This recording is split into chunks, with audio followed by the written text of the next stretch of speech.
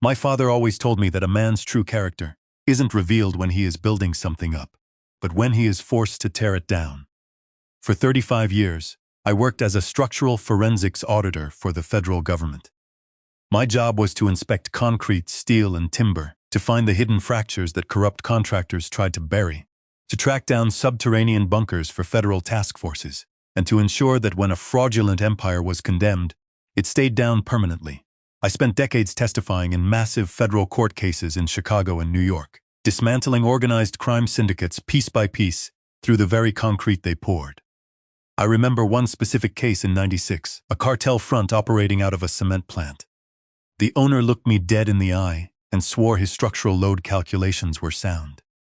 I found the hollow beams in 10 minutes. Liars always leave a trace. I retired to the quiet life of a local contractor in Niagara, trading federal subpoenas and body armor for kitchen remodels, backyard patios, and the peaceful hum of a table saw.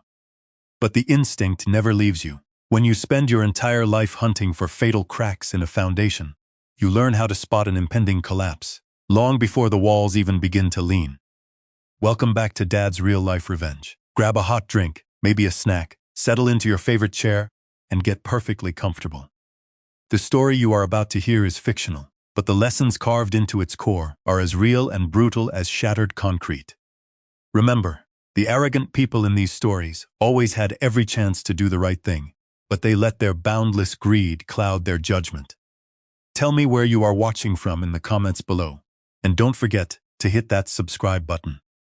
You will always be served the absolute best stories of justice right here. The house on Fernwood Crescent was never just a pile of bricks and lumber to me. It was my sanctuary, my final masterpiece. I poured the driveway myself, mixing the high-grade industrial cement that could withstand the weight of a military transport vehicle. I framed the walls with reinforced oak, planing every single board by hand until it felt as smooth as polished glass so my wife would never get a splinter. I meticulously installed the plumbing and electrical systems, ensuring they exceeded every known safety standard. I built this fortress for my wife, Sarah. She is a retired elementary school teacher, a woman who treated every stray cat and broken bird as if it were her own child. She was the undisputed heart of the home, a gentle, radiant soul who spent her mornings tending to her extensive rose garden and her afternoons baking lemon cakes for the neighborhood children. I was just the bones holding the structure together. She was the warmth that made it worth defending. I remember how she used to sit on the porch in the summer, reading her novels while I worked on the landscaping. She was the reason I left the dangerous federal work behind. I wanted a life where the only thing I had to worry about breaking was a drill bit. It was a freezing Friday evening in late November when I pulled my heavy-duty truck into the driveway. I had just returned from a grueling 2-week contract job upstate, helping an old federal contact safely reinforce a collapsing industrial warehouse. The wind blowing off Niagara Falls was slicing through the air like a wet razor, biting fiercely into my exposed skin. Dry maple leaves were scattered violently across the frost-covered grass, swirling in chaotic patterns. And there, standing helplessly by the wrought iron gate, shivering uncontrollably in the biting cold, was Sarah. She wasn't wearing her heavy winter coat. She was wrapped merely in a thin wool cardigan, clutching a flimsy plastic grocery bag against her chest. Her eyes were hollow, unfocused, staring blankly at the frost forming on the pavement. She wasn't crying, but the way her frail shoulders trembled told me everything was already over. My name is William. I am 63 years old, and in that exact second a freezing current of fury ran straight down my spine. The kind of icy rage that has nothing to do with the harsh winter weather. "Sarah," I called out, killing the engine and stepping out of the truck, the heavy gravel crunching beneath my steel-toed boots. She slowly turned to look at me, and her lower lip quivered. "William," she whispered, her voice cracking painfully like dry, rotten timber. "Luke said we can't live here anymore. He said we have to leave right now." Luke, our only son, a 34-year-old high-end real estate broker operating out of Hamilton, who wore imported Italian suits and drove a pristine white Audi. He had always been sharp, ambitious, and slick with his words. I had paid for his business degree, hoping he would build a respectable life. But somewhere along the line, that ambition had mutated into toxic entitlement. He and his wife, me, a woman, whose cold, calculating eyes always seemed to be evaluating the resale value of whatever room she was standing in, had been circling our property like hungry vultures for the past 6 months. Mia never liked this house. She called it a dated relic, blind to the love poured into its foundation. I immediately took off my heavy canvas jacket and wrapped it warmly around Sarah's trembling shoulders. "What on earth are you talking about? Where is your phone, Sarah?" "He took it," she sobbed, clutching the pathetic grocery bag even tighter. "He said he needed to install an emergency security app because our bank accounts were compromised by hackers. He brought a massive stack of complex legal papers, William. He claimed your contracting business was bankrupt, that you were facing a severe federal indictment for structural fraud, and that the major banks were coming to seize the house tomorrow morning. He said the only possible way to protect the asset was to sign a temporary transfer of deed over to his corporate holding company. If I didn't sign immediately, he swore the police would drag us out in handcuffs. He told me to pack whatever I could safely carry and wait outside for you. Then we had to go to a cheap roadside motel." A federal indictment? Bankrupt? The sheer audacity of the lie was breathtaking. I hadn't taken a federal contract in 10 years, and my private business account had enough liquid cash to buy Luke's entire brokerage twice over without breaking a sweat. He had viciously preyed on his mother's lack of financial knowledge and her unconditional trust in her only child. He had expertly manufactured a terrifying crisis out of thin air, isolated her by confiscating her only means of outside communication, and ruthlessly terrorized her into signing away the very roof over her head. I looked down at the plastic bag in her trembling hands. Inside was a framed photograph of the three of us from when Luke was just 10 years old, a hand-knitted wool scarf I had thoughtfully bought her for our 25th anniversary, and a small packet of heirloom tomato seeds. 30 years of unwavering love, relentless devotion, and endless sacrifice, reduced to a cheap grocery bag in the freezing cold. A lesser man would have immediately screamed. A lesser man would have grabbed a steel baseball bat from the garage, driven straight to Hamilton, and smashed that shiny white Audi into unidentifiable twisted scrap metal. But I am a seasoned auditor. When I observe a catastrophic structural failure, I don't panic and shout pointlessly at the rubble. I calmly analyze the critical load path, identify the primary weak point, and expertly rig the demolition charges to ensure the collapse of the enemy is absolute, permanent, and irreversible. "Let's go inside, sweetheart," I said softly, guiding her gently but firmly toward the front door. "We aren't going anywhere tonight. This is our home." I confidently led her across the stone steps I had polished myself 20 years ago. The sharp metallic click of the deadbolt vividly echoed through the quiet house as I securely locked the door behind us. It sounded remarkably like the definitive beginning of something dark, a calculated counterattack with no room for mercy. I sat Sarah down comfortably at the kitchen table, the very same oak table where Luke once sat doing his middle school homework. The same exact place where he happily blew out the candles on his 10th birthday. Calmly, deliberately, I poured a glass of warm water, handed it securely to my wife, and spoke in a low but unyielding voice. "Sit down right here, drink the water, have a piece of that wonderful lemon cake you baked yesterday. I am not going anywhere, and neither are you, I promise." Under the solid, reassuring weight of my palm on her shoulder, I could feel her rapid, anxious heartbeat slowly beginning to steady again. A master builder knows that when a crucial structure is severely damaged, the first thing you do is securely shore it up so it doesn't violently collapse any further. Throughout the past long summer, Luke's weekly phone calls had slowly stopped being about our general health and secretly turned into covert inspections. "Dad, do you still have the original title deed secured in the safe? Mom, property taxes in your particular area have been rising lately. Let me thoroughly check the paperwork for you to ensure everything is financially optimized." Back then, I foolishly thought he was simply being a responsible son, worried about our old age. I was completely disastrously wrong. I had unknowingly allowed a vicious termite to violently crawl deep into our foundation without even noticing. But Luke forgot one crucial fact. I was the man who built this massive house, and I know exactly where to expertly place the explosive charges to bring down everything rotten inside it. I left Sarah resting comfortably on the living room sofa with a soothing cup of warm herbal tea and walked briskly into my private home office. I closed the heavy, soundproof oak door behind me and securely locked it. The room was dark, illuminated only by the faint glow of the streetlights outside, casting long shadows across the floor. I didn't turn on the overhead lights. I sat down heavily at my large steel desk, booted up my computer, and loudly cracked my knuckles. The sound was sharp in the heavy silence. Luke arrogantly thought he was a genius, playing three-dimensional chess with an old, technologically illiterate handyman. He had severely underestimated the dangerous man who raised him. Before I was a simple local contractor, I successfully spent 3 decades navigating complex federal databases, uncovering hidden dummy corporations, tracking illegal offshore accounts, and dismantling the hidden financial structures of dangerous organized crime syndicates. Hunting down a slimy entitled real estate broker's financial footprint was going to be child's play for someone with my particular set of skills. I quickly opened a secure encrypted browser, a powerful digital relic from my old federal days that still retained a few hidden access backdoors I had personally built myself, and immediately began digging. I didn't just casually look at Luke's personal bank accounts. I ruthlessly tore directly into the corporate registry of his entire brokerage, violently pulling the financial threads one by one until the truth was exposed. It took me less than 45 minutes to uncover his fatal mistake. Luke wasn't stealing our beloved house out of sheer greed. He was stealing it out of absolute, desperate, uncontrollable panic. 3 short months ago, his ambitious holding company had heavily leveraged itself to blindly invest in a massive, multi-million-dollar commercial plaza development on the outskirts of Toronto. The massive project, catastrophic zoning issues that any competent broker would have easily spotted immediately. But Luke had been blinded by the massive potential commission check.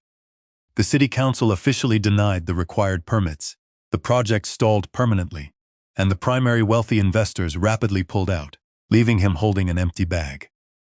But Luke had secretly borrowed $4 million from a notorious shadow lending firm, a dangerous private equity group widely known for breaking legs first and asking legal questions later to secure his initial stake. The massive loan was officially due in exactly 5 days. He was hopelessly underwater, drowning heavily in toxic debt and facing total personal and professional ruin.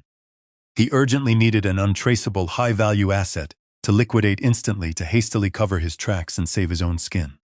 He looked directly at the beautiful home his parents had spent 30 years lovingly building, and he saw nothing but a desperately needed financial life raft. I leaned far back in my heavy leather chair, intensely staring at the glowing monitor screen. Pure disgust violently rose up my throat like corrosive battery acid. The young boy I had once patiently taught how to carefully hold a heavy hammer, how to meticulously measure a chalk line so it would be perfectly straight, was now using that exact same calculated precision to ruthlessly stab his own parents in the back to cover his pathetic, cowardly failures. I swiftly picked up my phone and dialed a secure number I hadn't used in 5 long years. The ticking clock on the wall read exactly 11:30 at night. Margaret Voss speaking. A sharp, alert voice answered cleanly on the second ring. Margaret wasn't just a standard, run-of-the-mill real estate lawyer. What exactly do you want to boldly do about this, William? I want him to learn a devastating, permanent lesson, Margaret, I strongly stated, gripping the cold edge of the steel decks so hard my knuckles turned bone white. Not a gentle, polite warning, a permanent, life-altering lesson. I want him to truly understand that this house was built with honest, grueling sweat, not with filthy, cowardly lies. I want his entire professional foundation pulverized by tomorrow morning. Consider it done, Margaret confidently replied, her sharp voice practically dripping with fierce anticipation.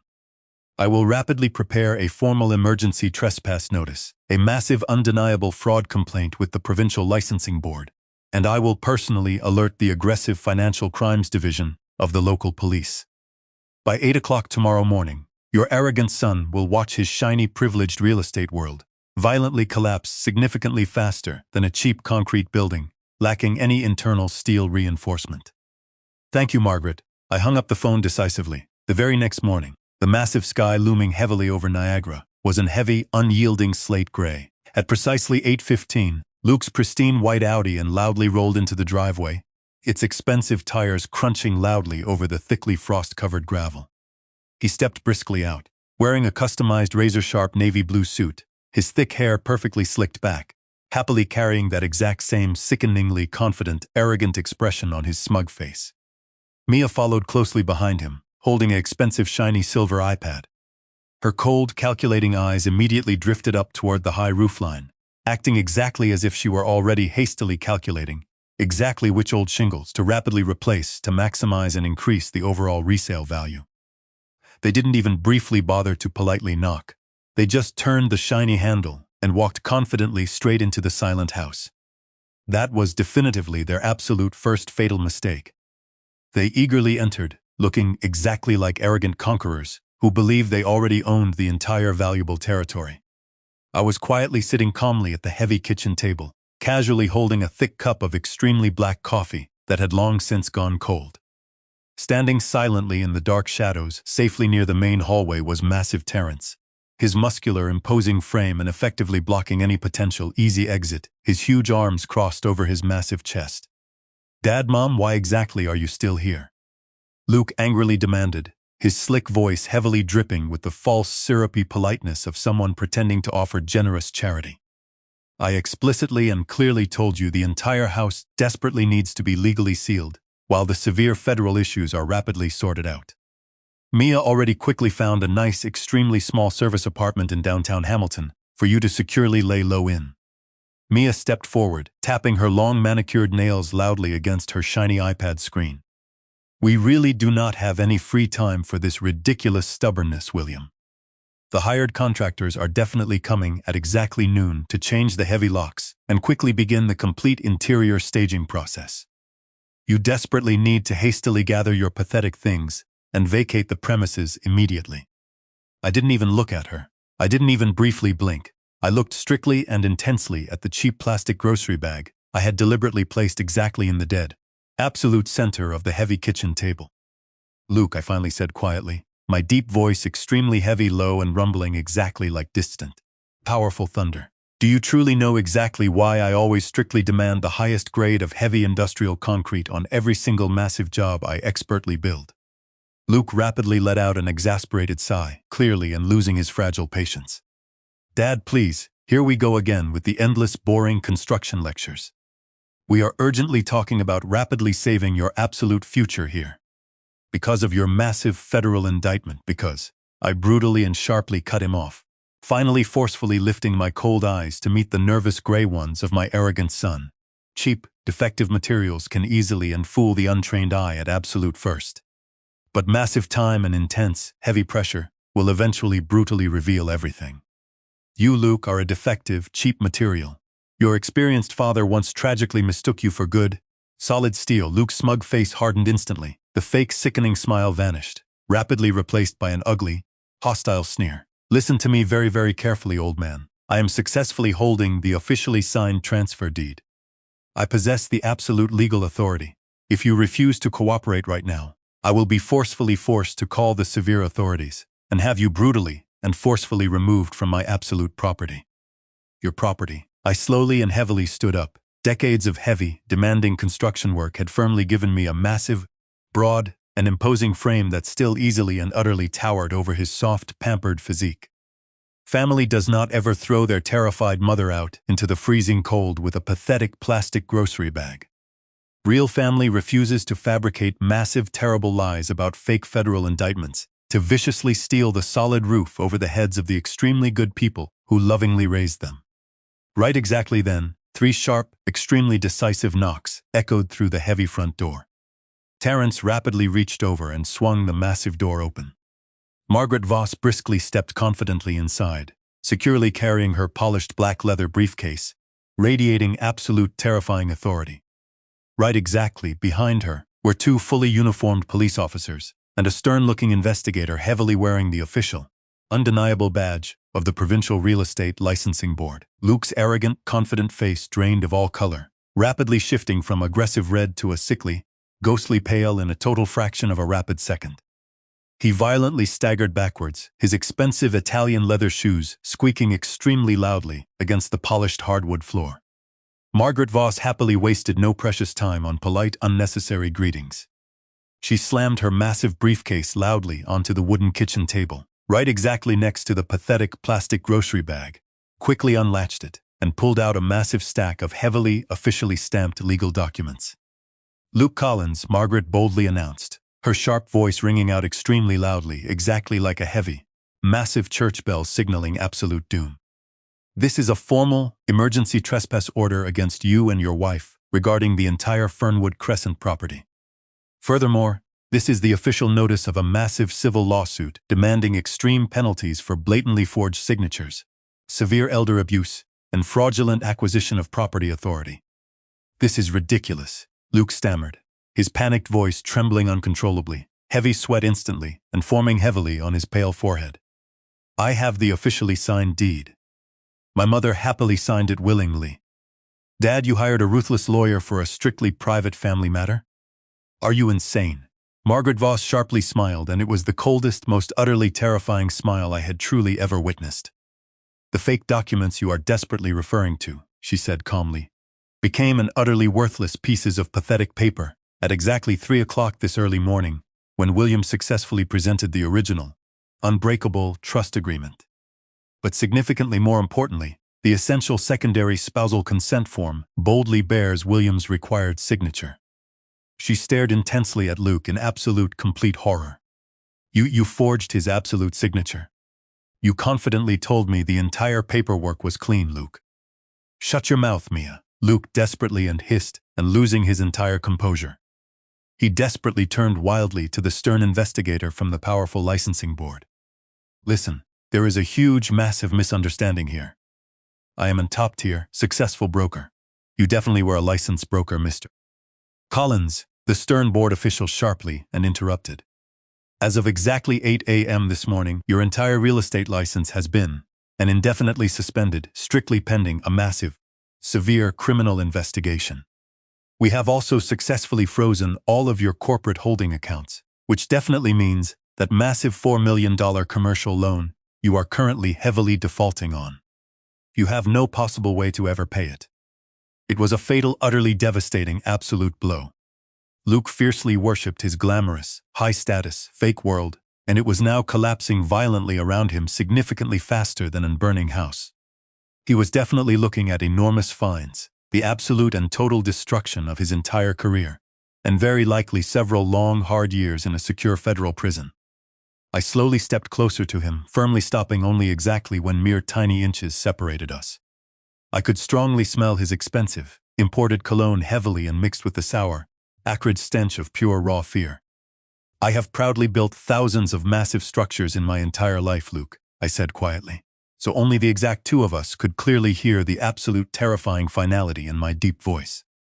But I clearly and made one terrible, catastrophic mistake. I failed to successfully build a decent, honest heart inside my very own son. He looked desperately at me, his wide eyes wide with desperate, massive panic, looking exactly like a terrified, pathetic little boy again. Dad, please, I beg you, they will break my legs. I owe dangerous people massive money. I just urgently needed the massive house to bridge the massive gap. I was definitely going to happily buy it back for you. I do not care in the slightest, I boldly stated, my unyielding voice devoid of any possible warmth or tiny mercy. I am and simply doing exactly what any competent, experienced contractor must do when a critical part of a massive structure is and beyond any possible repair. I am permanently removing it from the solid foundation of my entire life. I firmly pointed a heavy, calloused finger and directly toward the wide-open front door where the cold winter wind was howling. Get out, take your boundless greed, definitely take your pathetic, cowardly failures, and get off my secure property. And if I ever briefly see your pathetic face anywhere remotely near my wonderful wife ever again, I won't briefly bother politely calling Margaret. I will happily and handle the massive demolition myself. Luke desperately tried to briefly speak, to beg, but the weak words choked terribly in his dry throat. The professional police officers stepped forward, placing their heavy hands firmly on his trembling shoulders, expertly and rapidly guiding the broken man out the front door.